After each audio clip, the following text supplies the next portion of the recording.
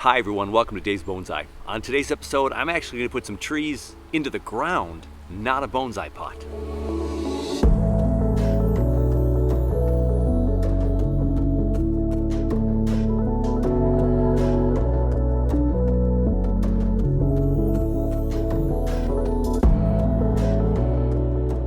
It was about a week ago, I put my tropicals, my succulents, into the plant room.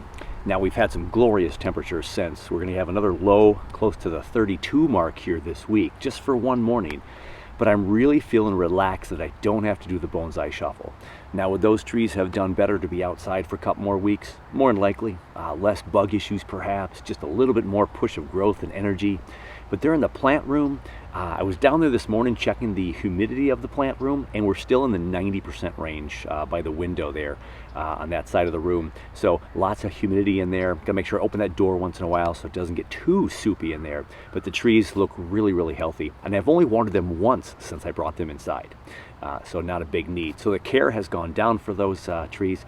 And now we have to focus a little bit on the outside trees. Now, it's October and the sun has been out, the warmth is here again. We got some highs in the 70s. No rush to put any trees in the cold frames, but I will have to get those clean in the next couple of weeks so they're ready. Come Halloweenish time is when we typically try to get most of our trees ready. So I have a cotoneaster here. This is Jake's tree. If you want to check out us working on Jake's tree, check out that episode. And he's got some nice red berries on the cotoneaster now. We had a little bit of issue over here. Not sure what happened. It plumped out really, really well after he trimmed it. We're getting some kind of kitty wampus growing here. Look at this one. This one's just bending down. So we'll have to trim that thing up here either before we put it for the fall winter storage, or we'll wait till spring. We'll see if he's in the mood to work on his beautiful cotonie with the nice red berries. From a distance, it always looks like an apple tree. Pretty exciting. So today we have a couple of things, and yes, in the ground, not in bonsai pots. So here's the thing. A lot of people are looking for a big, thick trunk, right? And they want their tree to grow fast so they can have a big old looking tree fast. And really the way to do it, one way to do it, is to put your trees in the ground. So if you have room in your garden, put a tree in the ground for 2-3 years, let it thicken up, pull it back out, and then you can go ahead and put it in a bonsai pot, and you'll have a bigger tree, thicker tree, a little bit faster. Now, I've not done a lot of that, but sometimes when I buy some nursery stocks and I'm not really going to make it into a bonsai tree right away, if I have the space, I'll put it in the garden, I'll put it somewhere in the ground and let it grow for a year or two. So we're going to go around the yard today. There's a couple of things we're going to do. One, I've got some junipers that I got from my friend Mark that passed away a couple years ago. So Mark's juniper trees I've put into the ground to see if they can become bigger and thicker, and I just also for the memory of Mark having them stick around and not get into a bonsai pot right away, I just wanted to keep them around, and they're by my pond. We're going to look at those first. After we're done with the juniper trees, I've got 2 trees that I just picked up at a nursery, one of my favorite nurseries, and I couldn't beat the price. We'll talk about that in a little bit. And then we'll see if there's anything else in the yard for some quick updates and maybe some work on a couple of trees that are in the bonsai pots already. Let's go take a look at those junipers first. It's going to be a little tricky here. We've got some sun and we've got some shade, so we'll do both trees separately. But I have a couple of junipers, as I mentioned, from my friend Mark, who passed away a couple years ago. His wife was gracious enough to give some trees to the Minnesota Bonsai Society and for some of us to take care of. And I picked up a couple that I wanted to keep on for a little bit longer. And so I got a couple of junipers that I put by my pond. And they've just been growing on the ground for a couple of years now. And so this year I'm going to make a couple of bigger chops on them. I haven't cut them for a while. And then we'll let them continue to grow by the pond. And we'll either reposition them when I work on the pond next year, which I hope to do. And maybe someday they'll go in a bonsai pot in honor of Mark. But right now they're honoring Mark here in my pond area.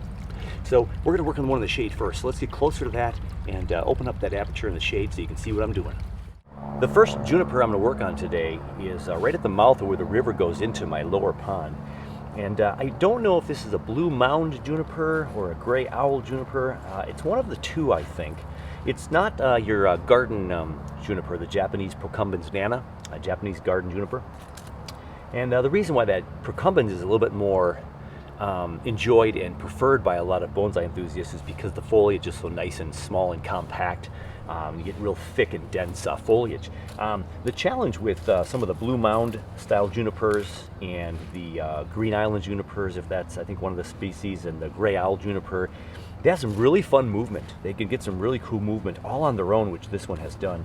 But the foliage is a lot more spindly. Now, once we wire this and put it into shape, you can get some really cool shapes with these trees, even with the foliage the way they are. But again, this is a tree from my friend Mark that we're going to keep going on and seeing how we develop it over time. So I think I'm going to make a big chop on this one this year. I've been thinking about this all year long. And this one divides into two. So as I lift up here, the base of the trunk is right down here, and it goes this way, and kind of a big Y shape, very odd. And this part of the tree is real nice and flowing, and seems to be back budding a little bit better. And this one's just, you know, it's just not doing so well.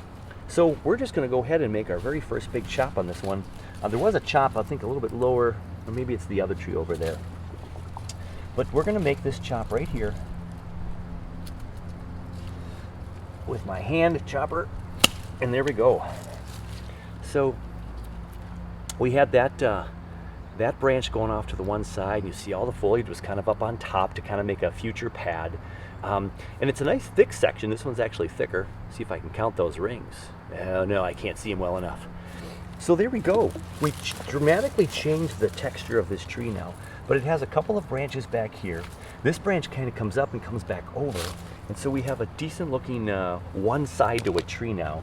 Let me see if I can get that any closer here.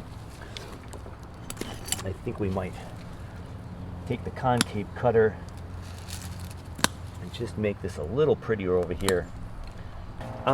So then we have the rest of the tree. So I'm going to scoot around to that side.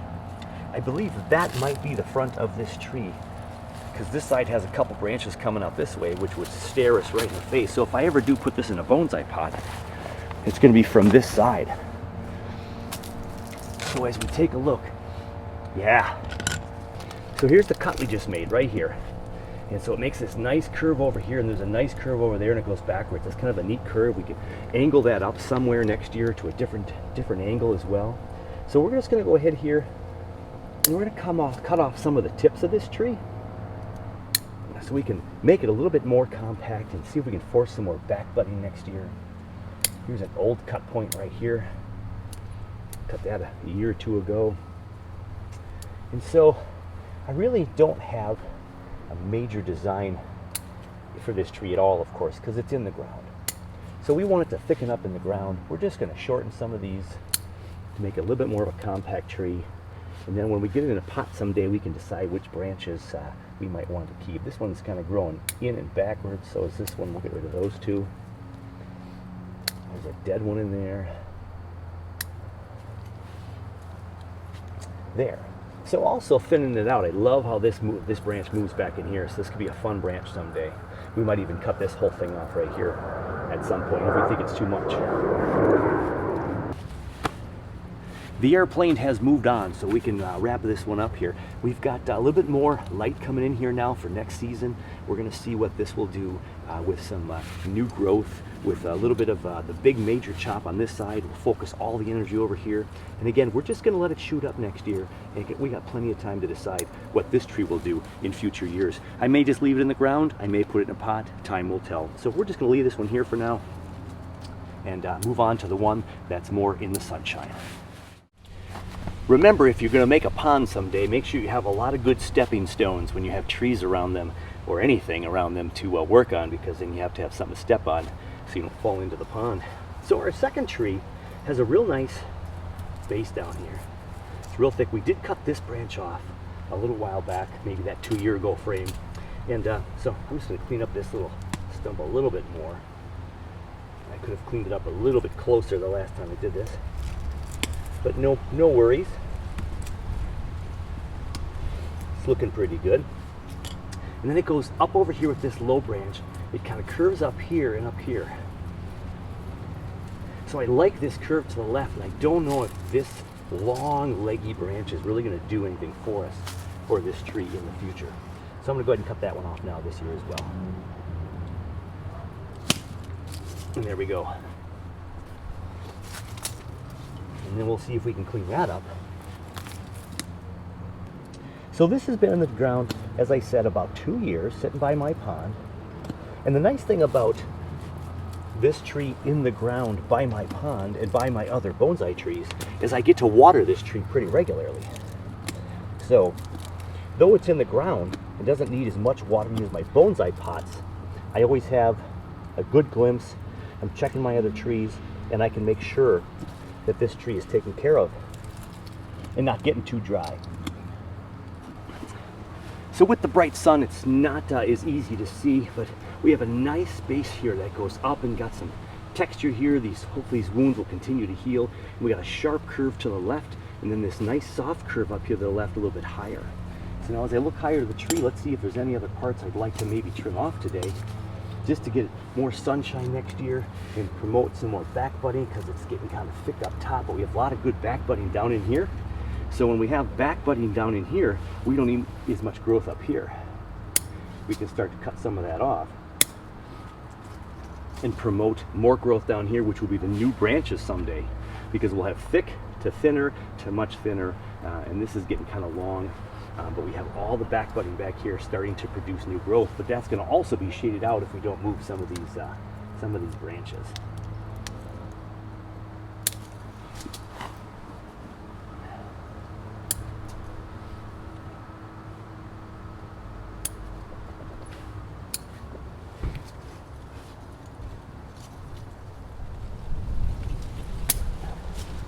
And again, I won't know what this tree is going to look like until we get out of the ground and potentially put it in a pot to know what branches to cut off completely. But again, we're going to cut off those thick sections. We're promoting some back growth with all this back budding back here. We want that to take off someday. So we're cutting down some of the thick stuff to promote back budding. Yeah. So now we took off the right side of that tree, lower right. It's looking like a taller tree now, and it's a little lollipop looking like right now, but until we put it in a bonsai pot, really see what angle we're going to like to work with, we're good to let it go right there for a while. And we're going to let that thing thicken up again another year, all next year in the ground. These trees are set up to make some potential fun bonsai down the road. Again, not the best foliage in the world, but still could be a really fun tree in a pot someday, or just left in the ground as part of my, my yard landscaping. I have a couple of cuttings from the juniper in the ground, and I've had a couple of people ask about cuttings from junipers and if I've had any luck with that. And to be honest, I've only done a couple of juniper cuttings, and I haven't had a ton of success yet, but it can be done. And again, whether this is the best time of year or not, I've done it later in the season, and then I've kept them in my cold frame, and they've come back. And so you'd maybe want a little bit more growing season, let those roots start to form. Otherwise, it's just going to be, a stick in a wet pot of soil. But I did have some luck. This branch might be too thick for a juniper. And again, I don't have a lot of experience with the junipers. And one of the things I'd recommend is that if you have a garden juniper, Japanese garden juniper, the Procumbens nana, a much better foliage, or if you have some of the nicer junipers out there, try it with those. These maybe aren't as desirable because of these scraggly kind of foliage, long and leggy and spindly. So you can do it for practice, but if you have access to a cutting from a different tree, go for it. So here is what I believe again is what kind of juniper is this then? Not a green island, could be a blue juniper, blue mountain juniper. The gray owl junipers have similar looks with a little bit of that gray bark, gives them that part of that name.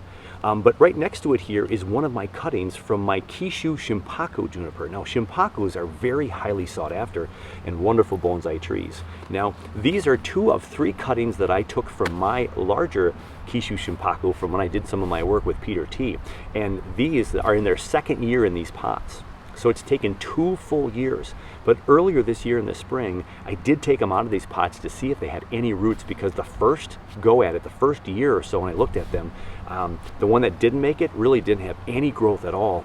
But these both had a lot of growth on there. So good winding growth. These 2 Shimpakus are doing really well. And as a matter of fact, this tip right here is new this year. So this is It's about a third of the size, all new growth this year. And this one started to shoot up some new growth as well. So I have two little whips of trees from cuttings from the Kishu Shimpaku Juniper. And again, I wanted to try this variety because I knew it was a good tree. So I saved my cuttings and made them into some hopefully future bonsai trees. So wood pile for that, back on the benches for these, and let's go see what else we're going to talk about today. We're at the main benches, and I don't know if there's a lot of pruning, trimming, wiring I'm going to do quite yet on some of these trees, but it is the first weekend in October, and fall is generally a good time to put trees in the ground if you're going to do that. If you're buying a new shrub on discount or a tree at the nursery on discount, and in the month of September and October you're putting that in the ground, we don't have the real high heat of summer anymore to stress out the tree, the roots and the foliage, and so it's cooler temperatures, still getting warm at night and cool at night, but the ground stays relatively stable for a long time, right? And as it slowly starts to get cold and freeze up, the plant hopefully has had a chance to settle in just a little bit. So I found a couple of nursery trees that I can't repot them now. I don't want to just keep them in the pot this year. I think, you know what, I'm going to put these in the ground and see how they shoot up and get them thick and full of growth, hopefully all of next year, in preparation for 2024, digging them back out of the ground and putting them in a bonsai pot. And they're two of some really fun varieties that I've really come to like. So I have a couple of barberries that I acquired from my father. And those are in some previous shows. Go check out the episodes with the barberries, and they're like 20, 30-year-old trees from his house, and maybe older as far as I know.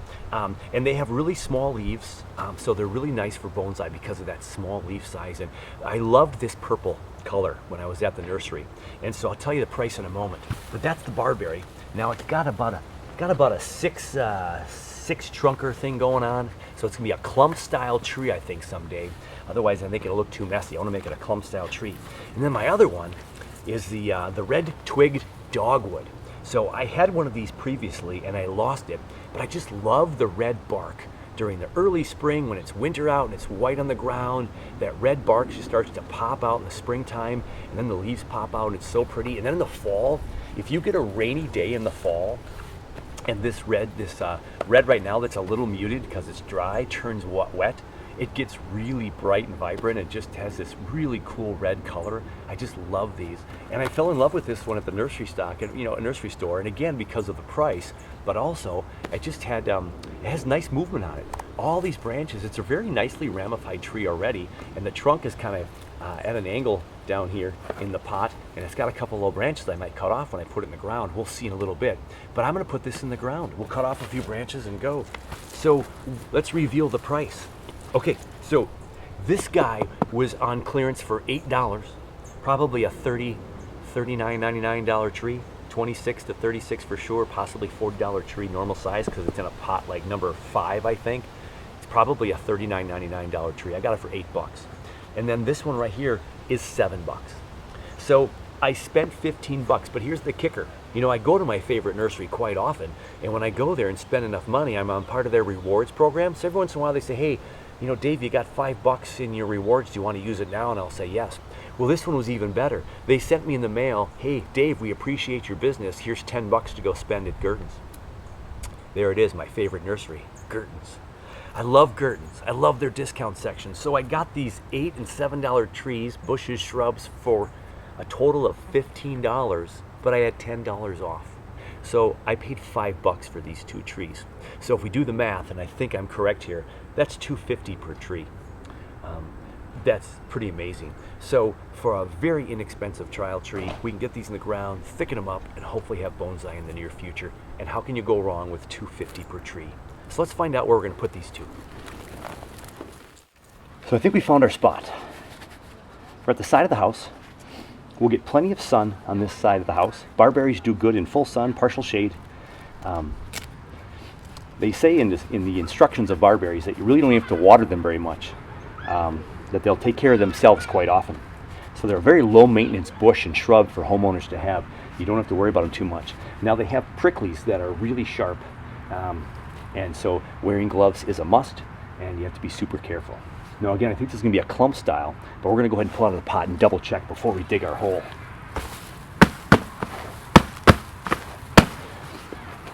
So I anticipate we'll let this grow here for about 2 years, and then I'll put it into a pot.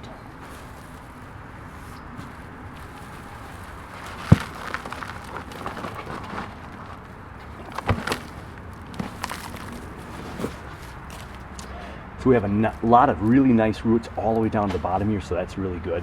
So we'll tease away some of this. And what we're going to do is we're going to spread out the roots, and we're going to make this as flat as possible. So keep in mind, when you put trees in the ground to thicken them up, that's great to thicken them up. But if you let the roots just go straight down into the ground, you're not going to help the root structure as much as you'd like. So what we're going to do is we're going to get this all ready to go into the ground, and then I'm going to get a piece of a tile that I have, and I'm going to put the tile underneath the center of the tree so all the roots can't go down, but they'll go out, and that'll help us in spreading the roots later. But first, let's take a peek of this tree and see what we might cut out. Barberries are also known for shooting up a lot of suckers, so they are a good bush and a shrub, and if you just, do the old hedge prune, it's really going to be beneficial to the tree. Again, if you Google barberry and you look at some research about barberry, when you trim it, the tree really responds well and likes the trimming, and so it'll be in good shape. So I have a really close branch here that's growing in a really weird way, so I'm just going to cut that one off. Barberries have that real yellow trunk too. Very interesting trunk color. So you cut them open, you get this yellow. So what I'm going to do is I'm just going to clean up a little bit here. I want a multi-trunk structure. Right now I've got one here, one there, two kind of thicker ones in the back, another 3, 4 thin ones. So I'm going to have 4 or 5 main trunks. I don't want this one right here. I do want to have a kind of a tree structure, not shrub. I'm going to cut this one off right here. I don't know how low it's going to go. I won't know until we dig a little bit deeper in this pot here. This is going to be too low of a branch. We don't want that one. And so now it's going to take a little bit more of a tree form than a shrub form, which is what I'm after. I'm going to cut that branch off.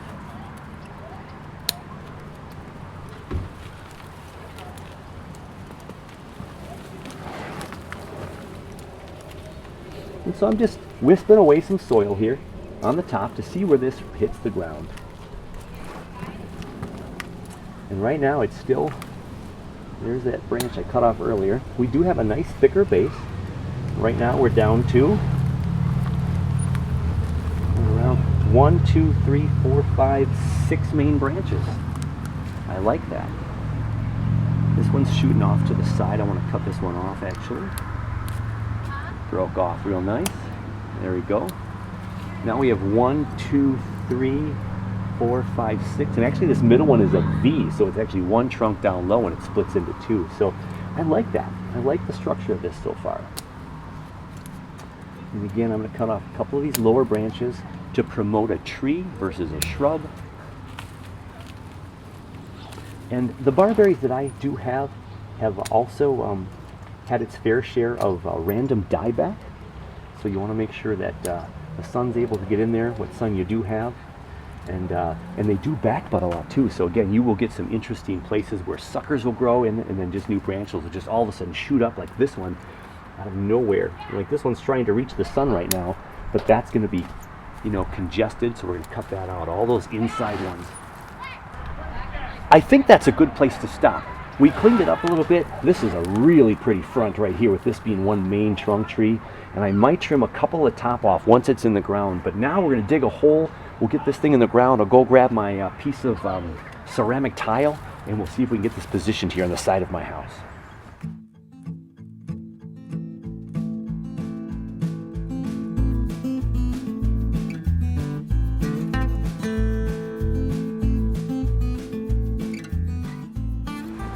I have the hole dug really nice and wide, more than I probably need.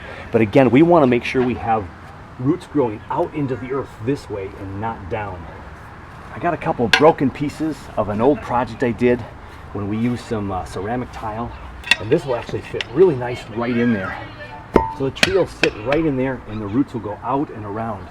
Now I could put 2 in here so it goes front to back in both directions. So maybe I'll get a second one in here. There we go, in the middle of the tree will go right in there.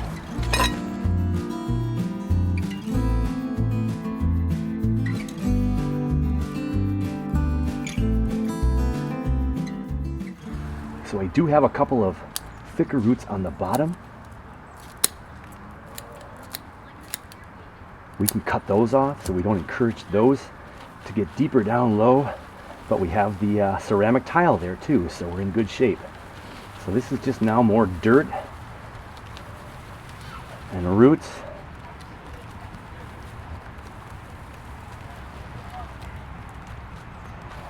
And it's nice and flat. So as I lay that right there, those roots now cannot go down, they're going to go out. We want that radial root pattern all the way around our tree. I think that's a good height level. I might have to put a little bit higher. Here we go. Spread out those roots. There we go. I'm just going to put the bonsai, or the nursery pot soil right back as its main soil, right where all the roots are now, because that's what it came from. It looks really good and healthy with a lot of good root growth. The tree is looking real nice in the ground. Let's go get some water, so this thing is going to feel really good here as we have some really nice fall days with the sun coming out. Let's water it up.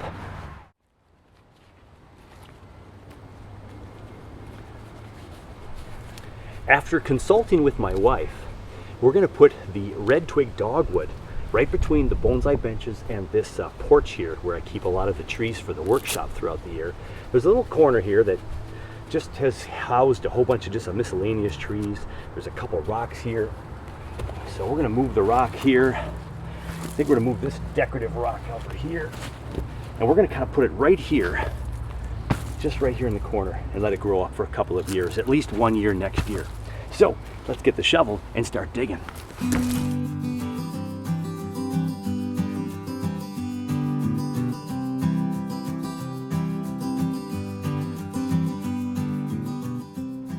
I think we have the hole where I want it to be. We'll see how much roots are in this red pot here. But now we have to cut this in half to fit it in there. So I was going to try to maybe just try to break it, or I've got my screwdriver.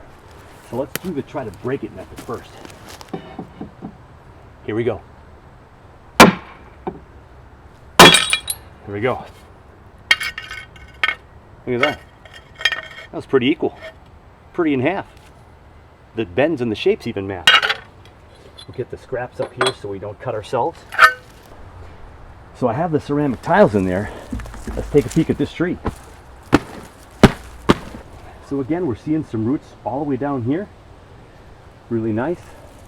It's been in this pot for a good couple of years, I would imagine.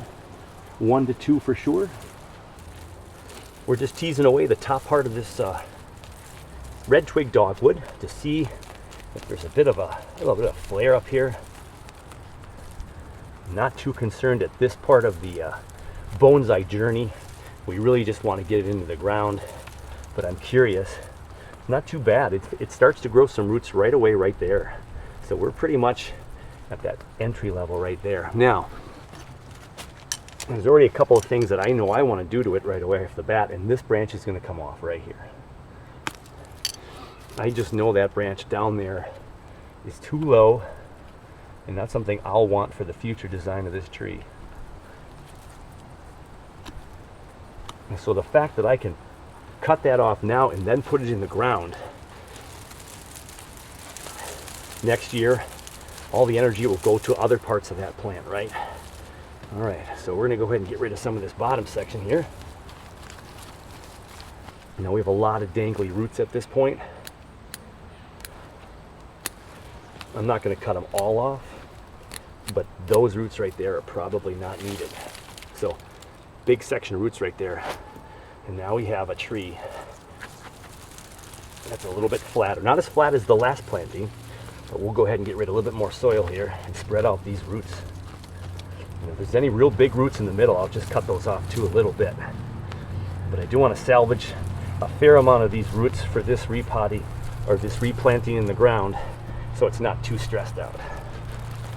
Yeah, there's one big one right here. We got a lot of fine roots. That one's just going to come off. We have these two wide ones here, here and here. We'll take those off, and then we'll put that right there.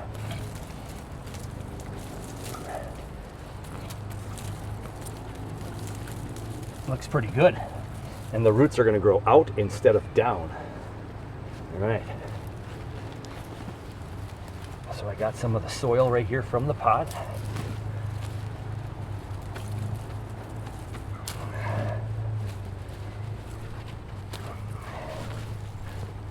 And I've made it now so this tree will grow roots to the front, back, right, and left before it could even consider going downhill. We'll bring this other soil in here. And cut that branch off down there. That one off down there. Some of these I hope don't get chopped by the critters, but we never know with my yard and the critters. All right. And just a couple of trims back here on those longer sections.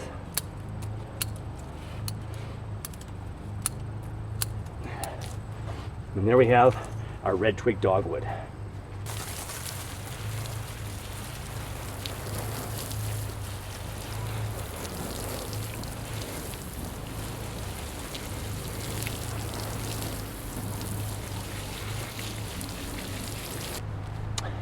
Now that I just watered it, you can see the nice glow of red with the wet trunk, the sun shining on it right now, and it just looks really, really cool. So the red twig dogwood in the ground, we hope it thickens up. We'll take it out of here either the spring of 2024, or if I have enough patience, maybe the spring of 2025. But if it takes over up here and hides all my other trees, well, we'll just have to keep cutting it back. So a minimum 2023 next year, all to thicken this thing up and get it to grow nice and bushy. Red twig dogwood. My update for today is on the lilac problems I've had this year. So I'll show you the lilac tree that I have as a bonsai right now that came out of the ground about 3 years ago. But it's the Pseudocercosporas. That fungus has attacked the lilacs in the Minnesota area starting about 2019, 2020. I'll put a link to the article from the University of Minnesota Extension Program. Pseudocercosporas has been attacking the lilacs. So behind me, I don't know how well it's going to show up on the camera with the bright sun today, but we have some nice healthy trees here, newer growth in the season, but look at all of the sparseness on this tree. It's lost almost all of its leaves due to this fungus, and it's grown a little bit of new buds up on top, but even some of the leaves that are left, there's some that are just dry and they're crumbling right off. So this Pseudocercosporas has really done a number on the lilac tree. So I have a couple of options. I can cut all of these down to a foot off the ground and then hope all the new growth just spurs a good, clean, healthy tree. My biggest concern is all the leaves have fallen down in my garden here now, and I'd have to really pick out every single leaf within the mulch structure to try to make sure the fungus doesn't continue to spread. I have some trees that seem fine and some that are just nothing left. Now, of course, if I cut all these down, this is kind of our fence yard between us and our neighbors, so I'm a little nervous about doing that. But what I might do this year is cut a couple of down, like every third tree. I'm just going to cut them down and see if that helps. And then as they grow back and if they grow healthy, I'll cut the next ones down next fall, and we'll see what happens. The ones that are healthy, I'll probably leave alone so we have a little bit of a privacy fence. But push comes to shove, if this fungus keeps hold, it's going to be trouble for these trees. Now, as far as the bonsai trees, again, I have a couple of trees right here. I have one of my larches right here, and I have my $50 tree right here, my cumulus tree here. This fun $50 challenge tree is doing really, really well. And so that's cypress and that larch, and then I have a tamarack over here, might be off camera. Is this fungus, when the leaves fall, is it falling into these pots, and is it getting these pots affected? So now that's my next concern. Now none of them are showing signs of any of this fungus, so I think I'm okay, and I don't know if this fungus is affecting trees other than lilacs. But I go through and I look at these trees and I take out any leaves that have fallen and make sure they're far away from my bonsai pot. So something to consider when you have a disease going through, bug infestation, make sure you're moving trees further away. These were without trees for a little while, but now that all the leaves are gone, I put some trees back over on these benches. So let's go show you the actual tree I have in a bonsai pot and what that one has been doing the last couple of weeks. So here's the lilac in the pot that I have, the 2 clumps that I've done some carvings on, and it was completely defoliated a month or so ago, and then I got this beautiful new flush of growth and it didn't show any signs of the fungus. But then all of a sudden the bottom section, I've already, as you can see, cut out most of the branches, because lo and behold, we have some leaves that are getting some of the fungus on here. And so I've been taking some of these off. Now, so I have two options with this tree. I can either defoliate one more time and then hope it's done with this fungus and don't let any more spread around, or would I have to treat the roots with some fungicide, where you soak it into some medication of sorts. You can do that so the roots and all the system is not broken, because if the system is broken, it's going to keep growing leaves that are susceptible to this fungus. So they tell you at the University of Minnesota Extension to cut them all back and try that. And if you do that and you treat for some of the fungus with some of the fungal sprays and it's not doing anything, they say in the article it might be time for a replacement tree, which of course in this world would be a bummer, because I've been trying to manipulate this into a bonsai. It's been in my collection for 2-3 years, and all these little spots on these leaves is very frustrating. So I'll just grab you another leaf here and show you. Here's this leaf that looks mostly healthy, and it's got some brown dots on it, and so I got to make sure that these leaves are either taken care of. Now, if I defoliate one more time, will I get any buds next year? I don't know that I'll get any buds, or if I was going to anyway. And so I probably won't have flowers on this tree for a good couple of years until this fungus is taken care of. And if that is truly the case, I probably should cut it back to here, cut it here, here, and here, leave stubs again, and just hope for new growth next year on these stubs. Because these are forming into thicker trunks now, and they're becoming the trunk of this tree. So if I just chop them all back like they recommend they do with the full grown in the ground lilac trees, maybe the disease will go away completely. So I have to make that decision in the next couple of weeks. So it looks okay, kind of. Some of these leaves have no spots on them, some of them have none, but they're slowly starting to collect after this one looked really rough at first. So I have to make that decision. I don't think I'm going to make it right now today. Here's another one of those trees that when I first saw these in the nursery, I thought, oh, this could be a really cool bonsai. I love the weeping willows, and I want to have a weeping willow tree someday, and I still have one in my collection that's slow but sure. This is one of those willow bushes, so it's, I forget the name of this one, and I really just got it for the yard though. We have two of them. There's one on the side of our house, on the northwest side of the house, and this one's on kind of the northeast side of the house. And it's just turned into this really nice, lovely lollipop tree with all kinds of trunks down here. So it certainly would be a clump style or multi-trunk style tree, unless I started cutting these all out and pruning them all out. Zooming in on the tree now at the trunk, look at this big flare of a root down here, and this thickness down here. There's a root flare and right down here, and then there's a big flare root over here that goes this way and this way. And I can't see the back right here, what's going on, but look at that fun trunk down there. And there's my hand for a little bit of a reference point. It's definitely 4 or 5 inches in diameter, maybe 6. Now we've got a big main tree up here with a little bit of damage, but look, it's trying to heal itself over right there. It's almost completely healed there. And then we got all these little scraggly things, like this could come off. It's probably broken. There you go. So if you came in here and thinned out some of these branches in here, here's another big primary branch. There's a big thick branch back here. See if we can go see that one. Look at some of these branches.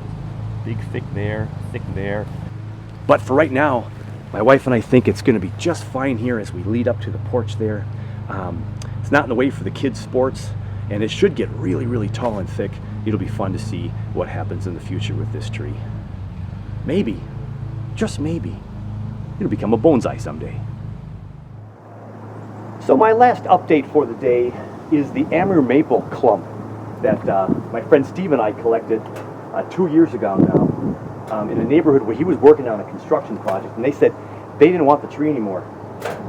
I just met with my friend Steve and had a conversation with him about the trees, and as we were leaving the place we were at, the guy who owned the house that provided these trees was sitting right there with a friend of his having lunch.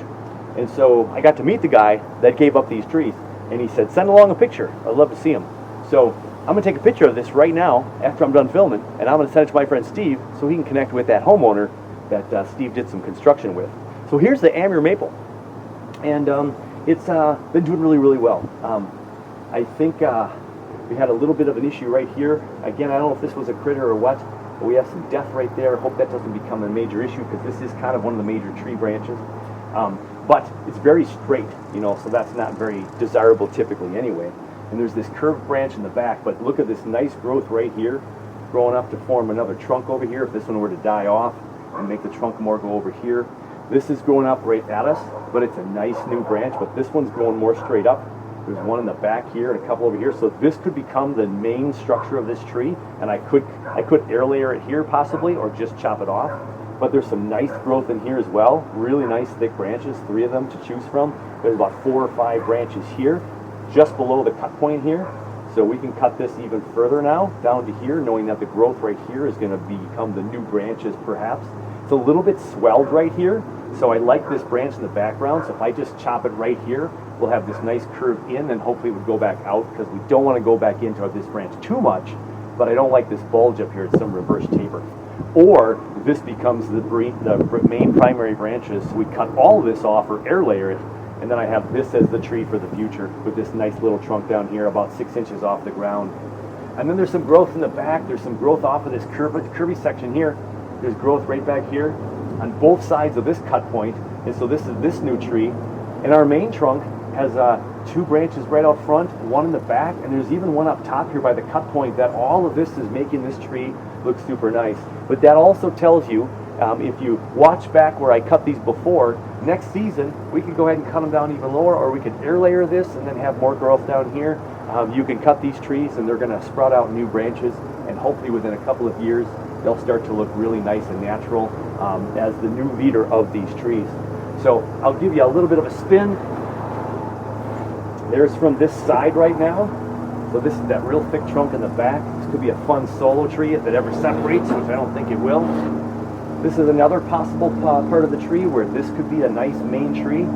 Again, we'll cut off this thick chunky side, and we have this growth here, and even out here and here if we need to. Here's this growth right here for this branch. This whole trunk can maybe get chopped off someday. And then there's that tree in the back. So that provides a little bit of a tree here with some depth in the back. Maybe you have a front that's right here. Right here is the front, so you see all 3 trunks. And these 2 are just fusing together. There was a major chop in here, but that'll grow over sometime, and this is the chop here, but this will become the new branch right here. And as we keep spinning it around this way, you know, this is probably the worst front because of this coming right out at us. But you can even twist it this way, so we get all this growth over here. This is the main trunk, but it's again 2 sticks straight, and there's that texture in the back. But this front right here has the really nice hole in the tree right here, some really cool feature. It's not rotten too bad this year. I haven't gotten anything on there. I might stain it this fall here with my extra stain from a house project just to give it some protection. So that's doing really good so far, and we'll make sure that this heals up hopefully really good. But again, if we just twist this thing, who knows where the front could be next time. So there's the Amur Maple update. And that's going to do it for us today. It's a beautiful fall day. We got some trees in the ground today. We put some tiles on the bottom, ceramic tiles, so the roots all grow out. We'll leave them in there all next year, maybe take them out in 24 or 25 and have some really cool trees. One of the things about bonsai that, of course, I still don't possess as much as I should is having some patience. Our trees are going to take time to mature, and there's techniques we can use to get them to grow faster, thicker, stronger. Sometimes putting them in the ground is what a lot of people recommend. I've only done that a couple of times. I also have the junipers we worked on earlier in the show. So hopefully Mark's junipers and the red twig dogwood and the barberry bush will get some more good growth in the ground in my yard, and they'll be bonsai someday. Yeah, so until someday, hey, take care of you, take care of your bonsai, and we're going to catch you very, very soon.